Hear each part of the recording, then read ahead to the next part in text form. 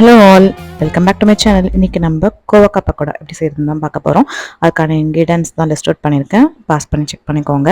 So கோவக்காவை வந்து நீல வாக்கில் கட் பண்ணியிருக்கோம். அதே மாதிரி ஆனியன்ஸ் 4 நீல வாக்கில் கட் பண்ணியிருக்கோம். கூடவே பச்சை மிளகா, குட்டி குட்டியாக நறுக்கின பச்சை மிளகா, அப்புறம் நறுக்கின கொத்தமல்லி, அப்புறம் ஒரு கைப்பிடி கருவேப்பிலை எல்லாமே போட்டு வச்சுருக்கோம். ஸோ அது கூடவே இஞ்சி பூண்டு விழுது, ஒரு டேபிள் ஸ்பூன் மிளகாத்தூள், உப்பு, அப்புறமா கடலை மாவு 1 கப்பு போட்டு தண்ணியே சேர்க்காம பிசைஞ்சிக்கணும் நல்லா. இந்த மாதிரி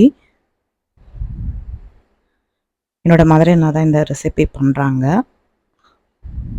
ஸோ இந்த மாதிரி தண்ணியே சேர்க்காம பிசையணும். தண்ணி சேர்த்தா வந்து அந்த கன்சிஸ்டன்சி பக்கோடா கன்சிஸ்டன்சி வராது. ஸோ தண்ணியே சேர்க்காம பிசைஞ்சிட்டு எண்ணெய் சூடானதுக்கப்புறமா இந்த மாதிரி எடுத்து பொரிக்கணும். எண்ணெய் வந்து 300 ml எடுத்தால் தான் வந்து பக்கோடா வந்து நல்லாவே டீப் ஃப்ரை ஆகும். கம்மியாக எடுத்தால் மேலே வெந்திருக்கும், கீழே வேகாமல் இருக்கும். அதனால தான் வந்து முங்குற மாதிரி எண்ணெய் எடுக்கணும்.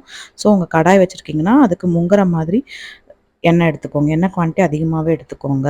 கம்மியாக எடுத்தால் டீப் ஃப்ரை ஆகாது. ஸோ இந்த மாதிரி நல்லா டீப் ஃப்ரை ஆனதுக்கப்புறமா எடுக்கணும். பார்த்தீங்களா எப்படி டீப் ஃப்ரை ஆகுது? உடனே எடுத்துடக்கூடாது, மாவு வேகாது. ஸோ நல்லாவே டீப் ஃப்ரை ஆகணும். நீங்கள் போட்டதுக்கப்புறமா நீங்கள் ஃபஸ்ட்டு சிம்மில் வச்சுட்டு போட்டதுக்கப்புறமா ஹை ஃப்ளேமில் வச்சுட்டு இந்த மாதிரி டீப் ஃப்ரை பண்ணிக்கோங்க. ஸோ இந்த கலர் சேஞ்ச் ஆகும். இந்த கலர் வந்ததுக்கப்புறமா எடுத்து சர்வ் பண்ணுங்கள். ரொம்பவே ஈஸியான ரெசிபி. அண்ட் அதுவும் கோவக்காயில் பண்ணும்போது ரொம்பவே சூப்பராக இருக்குது. கோவக்காய் வந்து நார்மலாக பிடிக்காதவங்க இருப்பாங்க, அவங்களுக்கு நீங்கள் இந்த மாதிரி செஞ்சு கொடுத்தீங்கன்னா கண்டிப்பாக விரும்பி சாப்பிடுவாங்க.